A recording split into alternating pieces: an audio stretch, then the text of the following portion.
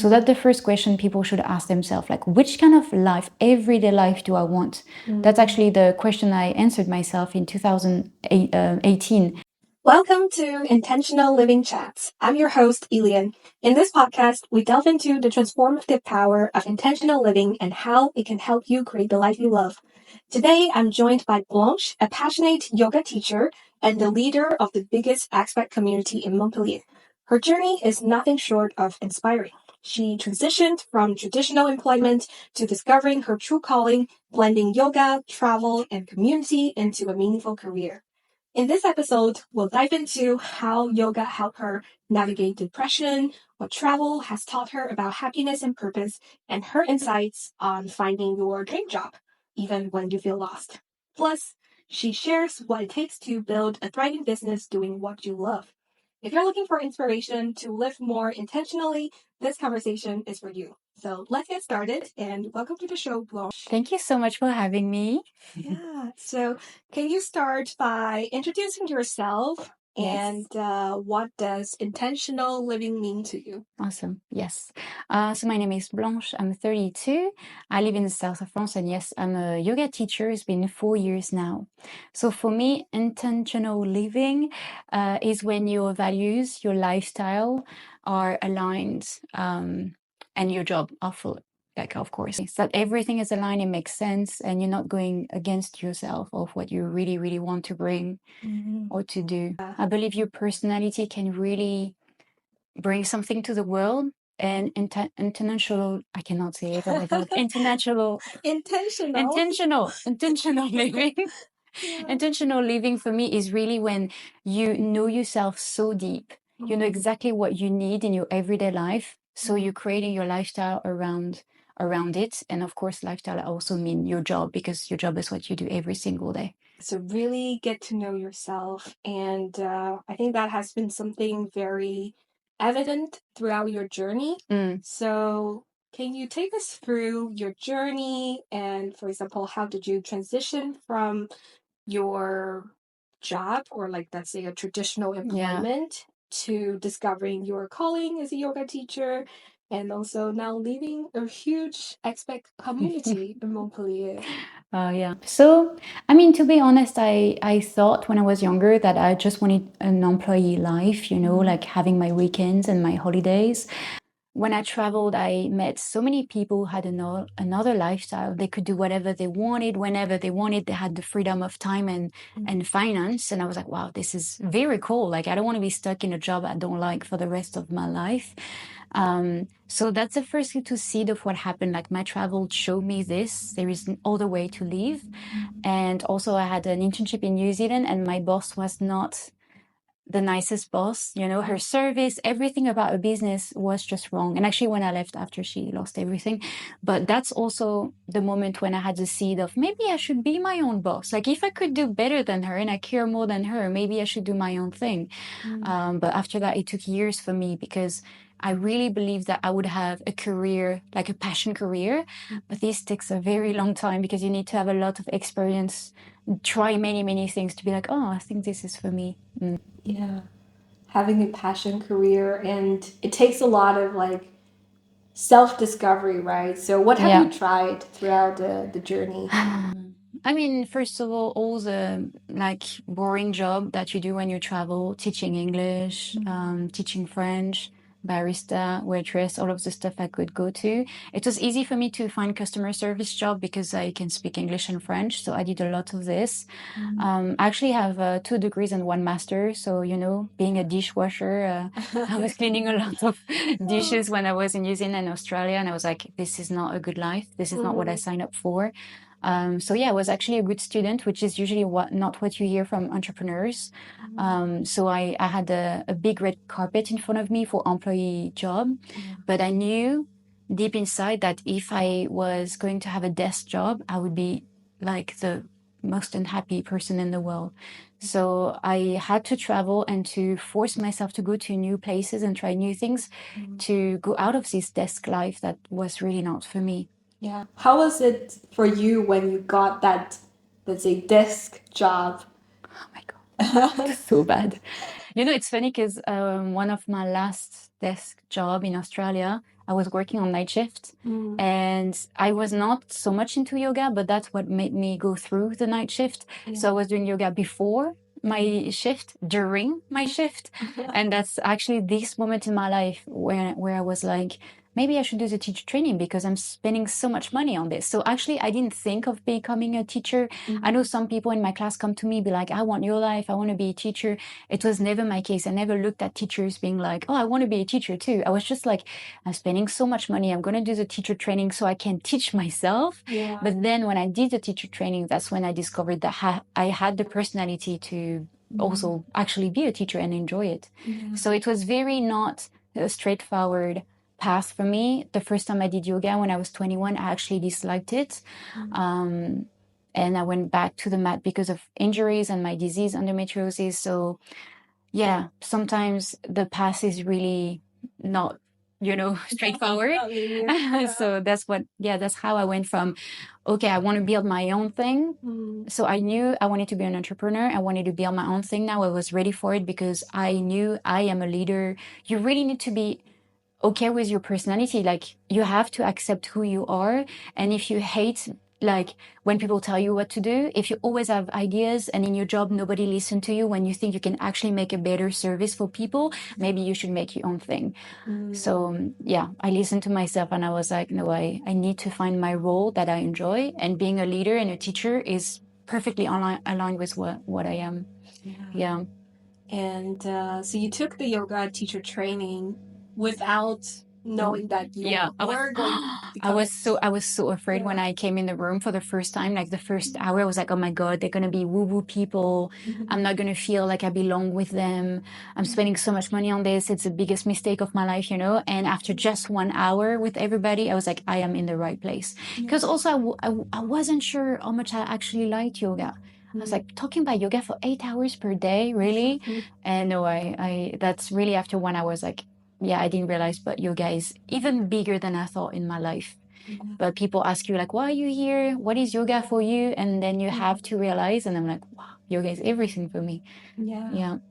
And I suppose that, well, even after the yoga teacher training, it was not an immediate transition for you to become a yoga teacher. That took several twists and turns, right? Yeah. I mean, they tell you during the teacher training, like, teach as soon as you can, even during the training. So I did it. I asked on Facebook groups. I was in Brighton in England, and I asked on Facebook group, like, I'm offering one-to-one class at my place. Don't be shy. I'm just doing my training. So I need, to force myself to teach. So I did this. I teach online to my friends all around the world for free. So I sucked. I was so bad. I didn't know my right and my left. I could not find my words. I would forget my flow. Like, it was not easy. I had the personality because I'm extrovert and I like to talk.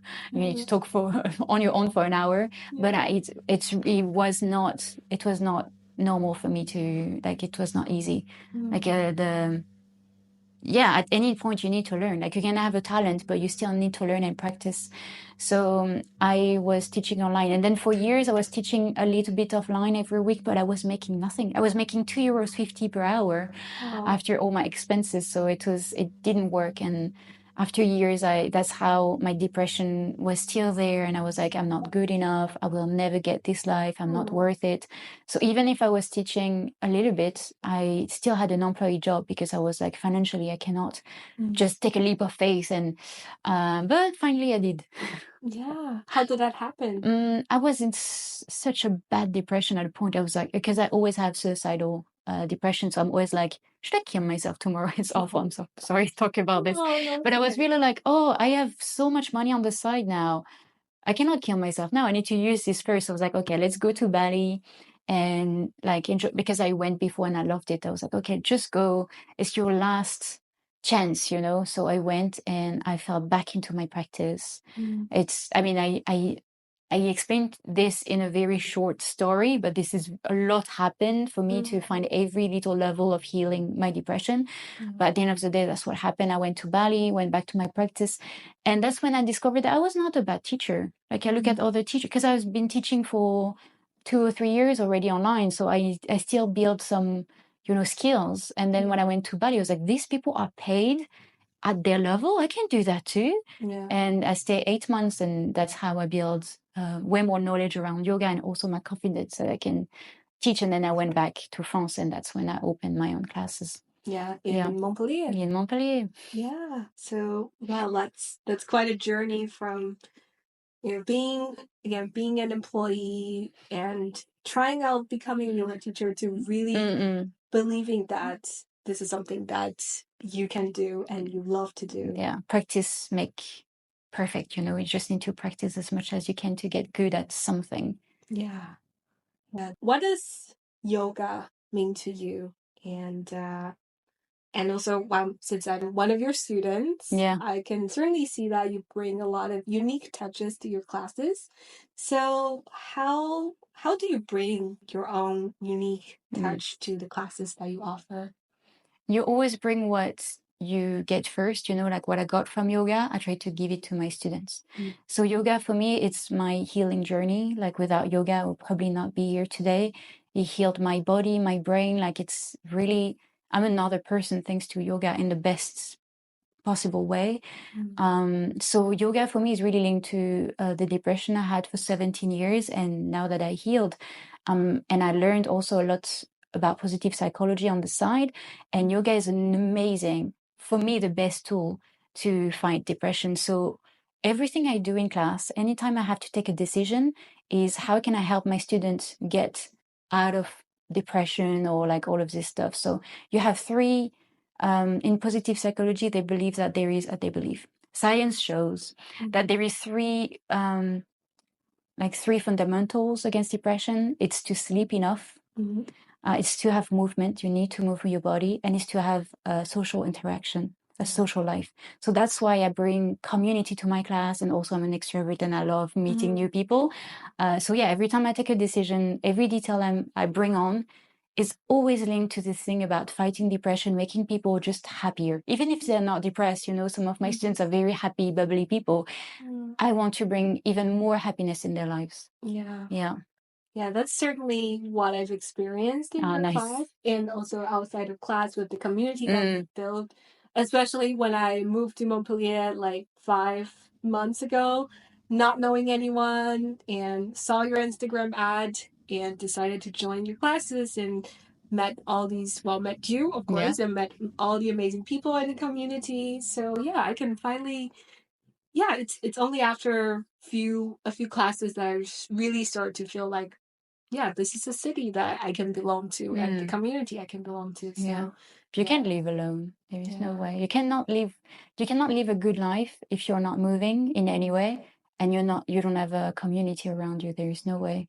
So I bring that to people. Am I not nice? Yeah, no, that's amazing. Like it's I mean, I do it for me first, it's always nice to see you're always successful in any job you do if first you go deep inside yourself. What do I need? Then you find the answers for yourself, and then you bring it to other people. It's just the easiest way to make a business working and also be happy and fulfilled in what you do. Yeah, that holds true as well for coaching. Yeah. I mean, I just have to talk about my profession. Yeah. But yeah, for coaching as well, like if you didn't go through that personal transformation within yourself, it will be kind of you will not understand difficult to bring that to your clients. So that's why my classes are beginners friendly, because I really know it's my experience. I went to the mat on the first time when I was 21, and I disliked the experience. And that's my biggest fear, is that someone comes to my class for the first time and they're like, I will never go back to a yoga class ever again. No. So that's why my classes are a bit more fun. And they are short, like this, only an hour, because I don't want people to be bored. I really want them to embrace the experience without feeling any, I don't even know how to explain. I just try to think of every detail where they would feel like vulnerable or not at their place, or I don't understand what she's talking about. Yoga can feel very closed, because of the language, Sanskrit, and all of this, or the bodies people have. So I try to go around it to have as many beginners as possible to try yoga. Yeah. I love like something that you always mention in your class, that do what feels good for you. Mm. Well, something close to Yeah. along the I would lines say of I don't that. care what you're doing. Just do you. Yeah, No one is yeah, watching you. Just do you. Yeah. yeah. It's your own practice, not mine. So yeah. Yeah, that's something I really appreciate, especially now that I'm this pregnant lady, and I obviously cannot do everything that I Yeah. used to be able to do. But yeah, so that's something I really appreciate.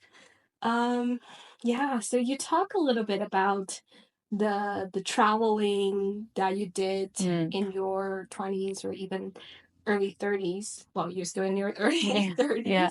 So, it has really played a big role in how you discovered yoga. Mm. So, what has travel taught you about happiness and purpose and Mm. the way that we live our lives? Yeah. So, you know, people are like, oh, you're so lucky you traveled so much. And I'm like, first of all, I went with no money. I was bringing my own money. I was a bit crazy. Like, I went to New Zealand the second time with 200 euros in my pocket, which is even illegal because they want you to have more when you arrive at the airport. But traveling, like going to a new environment, is like the quickest way to heal depression because it's your environment is triggering you to have the same thought or the same behavior. So that's the first thing. I traveled not because I was lucky, it's because I was actually fighting, trying not to die.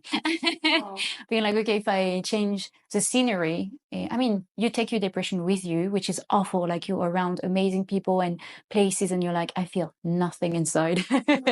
So yeah, travel was first of all about this, trying to heal. And yes, as I said, like discovering there is other way to live, how lucky you are to be European. Like I think that's the thing any European could say when they live a long time in other countries. Like we're so lucky in Europe. We really have like the best of every words. Best passports. Yeah. No, also yeah. But like for everything, like we're really, really lucky. And yes, just to go, like life has so much to offer that we don't even see. When you're born in France and they tell you just employment is key, CDI, like get a job for the rest of your life, and then you go outside and you see people changing jobs every 6 months, changing countries, like life can be so free and full of wonders. So that's what travel told me. At any time, in one click on your computer, a next plane, you know, next flight, and boom, you can change your everyday life for the next 6 months. And that's amazing to know. That's something that really heals me, to know that Bali is always there. Bali is always one ticket away. And I have one bag that I bought in Bali, and it says on it, there is a little, you know, text on it, and it says, sometimes all you need is Bali. And for me, it's like, yeah, I know Bali's there, whatever happened, my little paradise. But for other people, it would be home. I just don't have a home. But maybe it would be your family, you know, sometimes all you need is your family, your friends. Like you just put the quote you want in it. But if you remember this quote forever, like on a bag like me, it can really help your everyday life. Yeah. Mm. And how did you discover yoga through your travels? Because I think you mentioned it was not exactly yoga that you took, right? It was something else. I mean, my first real yoga, I was 21 and I was in America at on campus. My friends were like, "Oh, you go to so many sports, you know, Zumba and stuff. Why don't you try yoga? You're gonna love it. It's so for you." They really thought I was a yoga girl, and I went and they're right. yeah, they were right. Now. But at the time, the teacher I had dance before. I was a dancer a bit, so in dance you just try to look like the teacher. So I was trying to do that. So of course I hurt myself. I was bored. Someone farted at the end of in meditation. Everybody laughed. Like it was not fun and zen. And yeah, I hurt my back. I have back problems, and it triggers it even more. So I blocked my back for a week. Like I was like never again. But then 5 years later, I had a very bad injury. I have my endometriosis, so I know I need to move to heal. So I went back, but you're right, I didn't go back to yoga. I went to body balance first, which is a mix between dance, Pilates, and yoga. And the part where we had yoga postures, I was like, that feels very good in my body. I feel way more relaxed after a little meditation. So yeah, I actually went from body balance to yoga. Yeah. Yeah. Wow. Quite a journey. And well, now you are a yoga teacher. So, from your experience, how can someone gain clarity on what their dream job really is, especially when they feel lost or uncertain? We don't ask the right questions. We usually think about social status like, oh, I'm going to be a lawyer or a doctor. But when you look at their everyday life, their lifestyle, it's awful. They sit on the desk all day for 12 hours per day, just reading and signing stuff, like not fun. When other people, they have like freedom of time and they just play outside all day, like really, you think of all the people who get paid to do like stuff you would enjoy actually doing. So that's the first question people should ask themselves, like, which kind of life, everyday life do I want? That's actually the question I answered myself in 2018 before I decided to do the training. I was like, what is the best day I can have, the best lifestyle I can have? Oh, doing yoga at the beach when I wake up and then seeing my friends at brunch, da da da. And in this perfect day, you try to see activities you would enjoy to do, and then you try to see a way to monetize them. So I would love to do yoga every day. Oh, then maybe I should do a training and see if I enjoy teaching. And if I don't enjoy teaching, then I try something else. But it was my thought, like, that's for me the first thing to do, because some people, they're like, oh, I'm going to be a lawyer, but actually when you ask them, you're a coach, and sometimes some stuff like happen, they say stuff they don't even realize they want it, and be like, oh, you know what, I actually love being in nature and my hands in soil. So you need to sit down and really realize, like, if there is no social status around jobs or the money issues, like if you had all the money in the world and all the time in the world, what would you actually do in your days? And that's something travel taught me, because I had times in my travel, like when I went to Korea for 3 months on my own, I had so much money on the side, and I was like, I can do what the heck I want all day. What do I really want to do for 3 months? Like, what do you enjoy doing? Of course, I went to yoga classes. But yeah, that's the thing. Like, really asking yourself, I'm alone, I could do what the heck I want. What would I actually do? And then you're going to realize what you actually want to do, and something you would do for free then, because it's something you would do in your everyday life. And that's how I find my path. Yeah. Yeah, so the takeaway from here is, what is the lifestyle or the everyday life that you want to be living? If you have all the money in the world, Yes. what You have time, you have money, you have health. What would you actually do with your days? What fill you with joy? And how can you transform it into service to people? And every time you have a sense of service, of giving something to people, make their life better in any way, that's how you can build a business. Yeah, let's talk about business building. About money. Yeah. So you've built a really successful yoga business. And so what do you think has been the key to your success? And what mindset shifts are essential for anyone stepping into entrepreneurship? Okay. So first of all, it's very boring, but that's what people tell me. They can see that I care. I care. I care about every little step of the way that my students are going to take. So I know all of the names, even if more than 300 people came to my class this year. Like, I know all of the names. I think of every detail. Is the website clear enough? Is it easy to book? How do they find me in an easy way? I understand what I offer for them. I just caring and having this sense of service, of making it as easy and frictionless as possible. That's, I think, why I'm quite successful, is because I care. If you tell me there's something I need to change or a book I need to read, I will do it, like 100%. And we need to learn to be open to criticism. Sometimes I look like I'm close, but anything someone tells me, even if I look like I don't care, I'm not listening. Oh yes, deep inside for a week, 2 weeks, I will think about it on repeat in my brain. What did she say that with? How can I change in my class? So is it really something I should change in my class, or it's just her? Like, really, I listen to everything. And then a shift people need to have to be successful is also 3 things: be curious, learn, and act. So the first thing is, every time, on every step of the journey, administration, marketing, everything, you have to be curious. I want to learn this. Ask yourself question: how can I do this better? How can I have a better service? Then you go for the answer. Because some people have questions, but they don't look for the answer. So I go to YouTube, I buy books, many, many books, I read a lot. And then after, you have all of the knowledge. Okay, this guy did it this way, this guy did it this way. How could it work for me? Then you put the action. And that's really the most important, is always the action. But for me, I like to first like have a bit of knowledge how other people did it before me, so I don't waste my time and money. And then I act right away. Like I can read, I read all the time, every single day. And then when there is one thing on the book, I'm like, oh, this could work for my business. You will see me 30 minutes later on my computer trying to bring it on my website or writing it on my next class, because it's not just business, also yoga, like learning about your craft. So I think, yeah, that's the thing different with me, is like I learn and I act right away. You know, I tell some of my friends with businesses, I'm like, you know what, you should try, read this book. I think that's exactly like the answer you're looking for. And then 6 months later, I ask them like, oh, do you remember I told you about this book?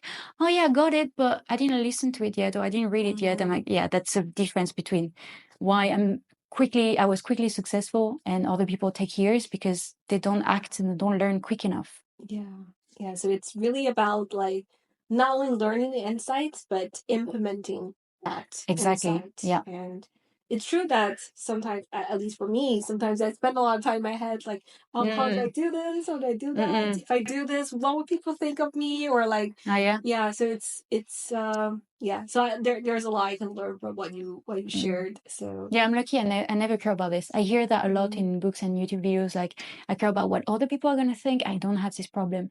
I'm like, I'm trying. And, you know, yeah, maybe it was a bit, my first YouTube videos, I didn't feel comfortable. And I'm like, oh, I look like a fool. But I was like, yeah, but I'm actually doing something. Like, it gives me more, like, anxiety to do nothing than to do something wrong and trying to get better at my craft or, you know, skill. So it's like, oh, do you want to care about what other people think and stay on the same level for the rest of your life, or just try something new?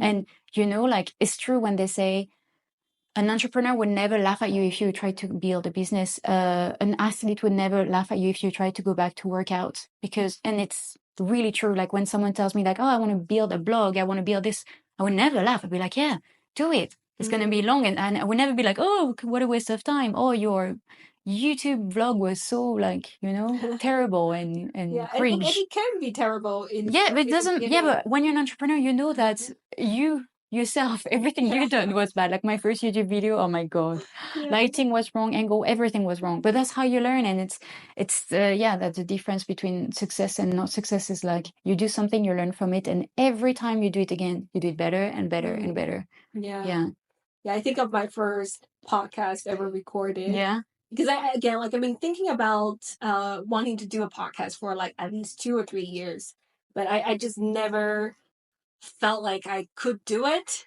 And I think I've been thinking about this idea of like intentional living. Okay, but I want to talk about it.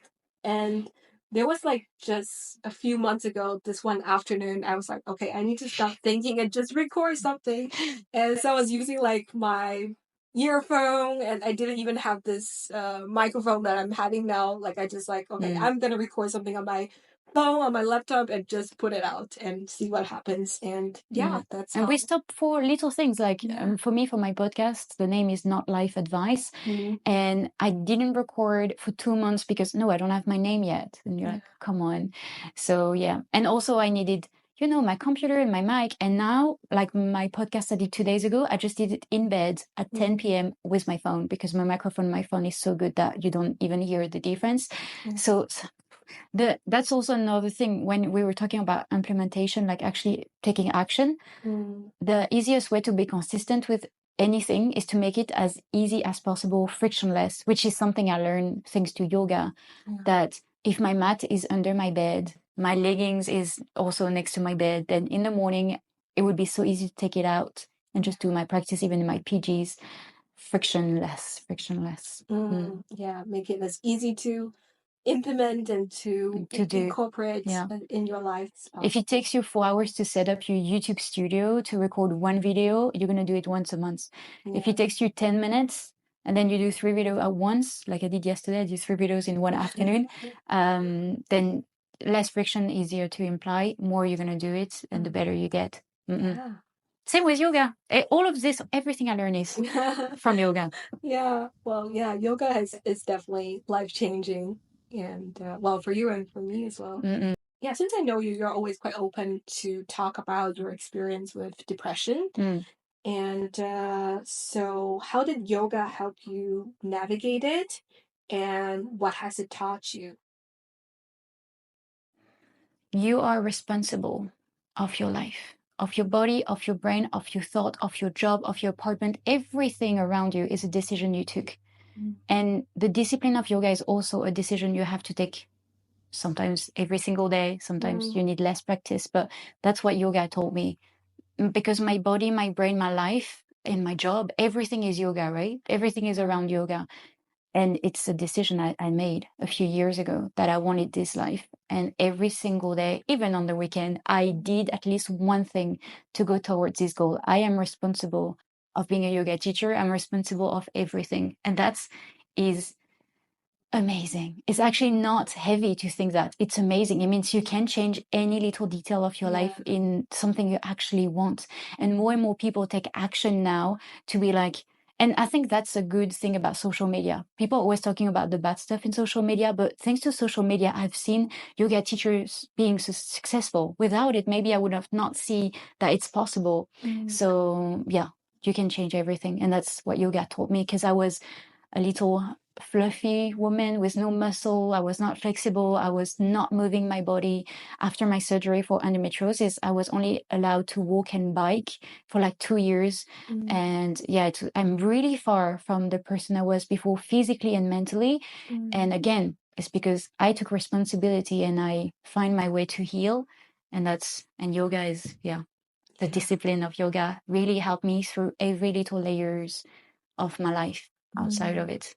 Yeah, I love this notion of like really taking responsibility for your life, because I mean, it also depends on how you want to look at it. Because on one hand, it can look like, oh, it's so heavy, like everything, I'm responsible for everything. But on the other hand, it's also like I've got the power to choose and to decide and how I want to live in each moment. We are victims of things. We are victims of our own thought or other people's behavior, our upbringing, the country we come from.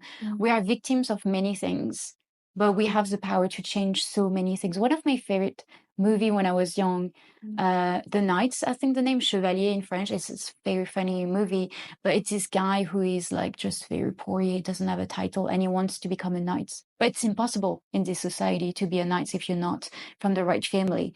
And his entire path is to change his identity, and he becomes this huge idol and whatever. And this really shakes me every time when I was young, like, oh my God, you can really change your star. Yeah, and it starts from a decision that we're making in each moment. And it's right now. The decision is right now. Yeah. And so if you could speak to your 15-year-old self, what would you say to her? When I was 15, that's actually the moment. I was 14 when they discovered I was depressed, like chronically depressed, a deep depression, because I was missing school for no reason. I was just walking around the city and the school would call my parents, were like, where is she? She's not at school. I was not having fun. I was just walking alone. I don't know what the heck I was doing. And then when I came back home, I would go straight to my bed in the dark and sleep, which is a sign of depression. And also everything I was believing about the world, it was so I went to see, they took me to a doctor, a therapist, and she was like, your daughter has a very bad depression. I was like, I can't, I'm a baby, I don't know anything about life, how can I be depressed? I was very shocked by what she said. But now I do understand, like, I had no energy for life. I had no thirst to learn, to experience. I didn't know about my childhood at the time, because when you're a child, you don't know, your life is not normal. And I was living in like kind of a jail. Like, we didn't go on holidays and stuff, which is way heavier than this, but it's an example of showing that my everyday life was so all the time the same. School felt like a jail. I didn't want to go to school. I was like, I'm not, when you're young, you have to follow everything they tell you to do. You don't eat what you want. You don't do whatever you want all day. Like, I felt like I just had to follow what people wanted me to do, and I didn't want to do it. So if I can talk to her now, I'd be like, life has so much more to offer than you can believe. Like, it's full of wonders, and it's going to be way more fun and bright. And yeah, my travel, like, is really, I think that's why I travel so much, because I felt so much in jail for so long that I need to see everything and try everything. So yeah, I would tell her everything would be way better, way more magical. And also I would tell her magic exists, because when I was 15, I was very an atheist. I didn't believe in any kind of spirituality. For me, what we see is what exists, and that's it. We die, and that's it. I told my parents at 10 years old, why did you make me? I don't want to be alive. 10 years old. What the heck was wrong with me? And yoga taught me spirituality, to feel things outside of what you can see, that there is many other level of reality than we can see as little humans. And I love this sentence that we hear sometimes in spirituality: we are the universe experiencing itself. We're not outside of the universe. We are the universe. Like, the universe created us to experience all of these wonders. And spirituality, I think, is the thing that really shifted everything I think about, and make me like happy and have joy every single minute of life, because I look around, I'm like, wow, we're living in such a wonder. So yeah, we'll tell Tara that, like, don't worry, you don't believe in anything right now, but magic is going to come to your life and change everything. Yeah, that's so beautiful. Thank you. Yeah. Well, if your yoga mat could talk, Yeah. and what would it say about your journey? My mat, the one I have right now, the pink one at the studio, my travel mat. Yeah. It's funny, because when I bought it, it's so thin that the first 2 months it's almost painful to use it. But with time, now it's my favorite mat to use, because I'm so used to it. So it's the same with yoga. The first time is painful and you're like, what the heck? Yeah. And then after time, it's actually your favorite thing in the world. But my mat, so really a huge shift, because I bought it when I was an employee, and then I had it in Korea and Bali. It traveled the world. Very happy mat, Australia and stuff. So I think my mat would be so proud of me, of how much I changed. Like, really, I'm another person now. And all of the alignment I had on this mat, all of this message we get, in yoga, when we meditate or anytime, we can have realization that come from ourselves, like, oh, I need to change this in my life, or, but sometimes we have message from the universe, which come from outside. We call it the tunnel, the universe tunnel kind of thing. And this happened to me a few times on this mat, and shifted my perception of the world in a better way. So yeah, my mat would say that we had fun, crying, laughing, like, so much happened on this mat. Sweat, practice, getting ready for a class a second time, getting ready for my first class, my second class, so much happened. Yeah, I think my mat would have a lot of stories. Yeah. What is one of the most memorable shifts that happened to you on the mat?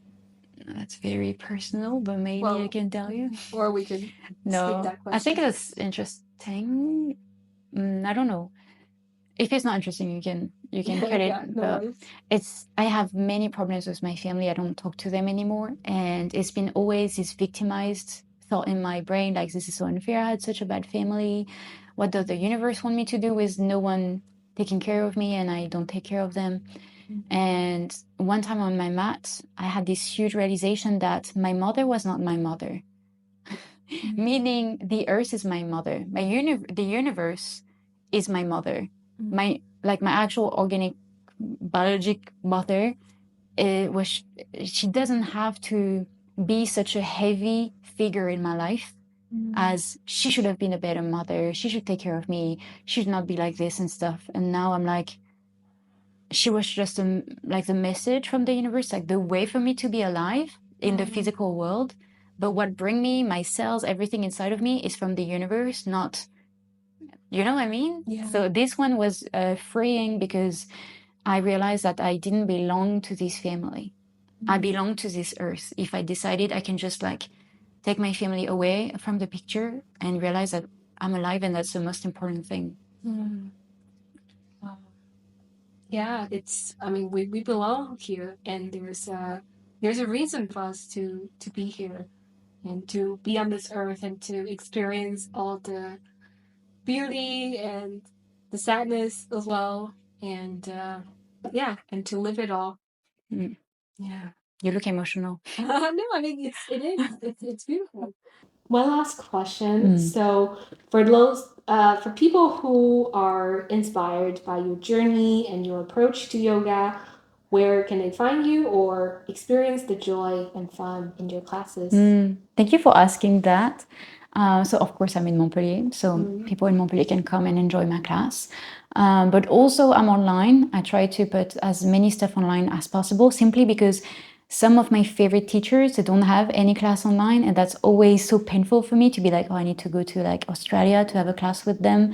But hopefully some do. And I really use a lot of online yoga myself, and I was like, okay, I'm going to do it for my students too. So I have yoga in English and in French online. I have one which is my online studio, so for people who cannot come back to my class or whatever, I have my online studio where they can enjoy like being at the studio but from home. It's really the same studio, the same flow, the same music playlist. And but it's hard. It's very hard to just pay for a online studio and actually come on your mat and do it and put it in your schedule. So for the first step for beginners to actually learn how to do yoga at home, I created a little program. It's 20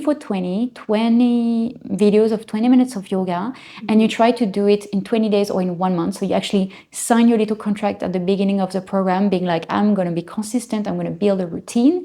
And at the end, people are so proud of themselves because it's actually 400 minutes of yoga in a short time, which is almost 7 hours of yoga. Like, how would you feel if in the next 20 days you did 7 hours of yoga with the meditation in there? Like, it's amazing. So Yeah, Yeah. and it's like you're sticking to a habit, and which is the building most the habit. important. Being consistent is where you actually see the transformation.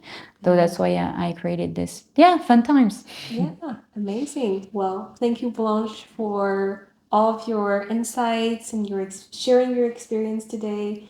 And thank you to whoever is listening. Thank you to our listeners. Thank you. For listening. Until next time, keep living intentionally and celebrating every moment of your journey. Thank you. Bye. Thank you. Yay. Yay! This is so tiring. Oh my God. Oh, you did so well.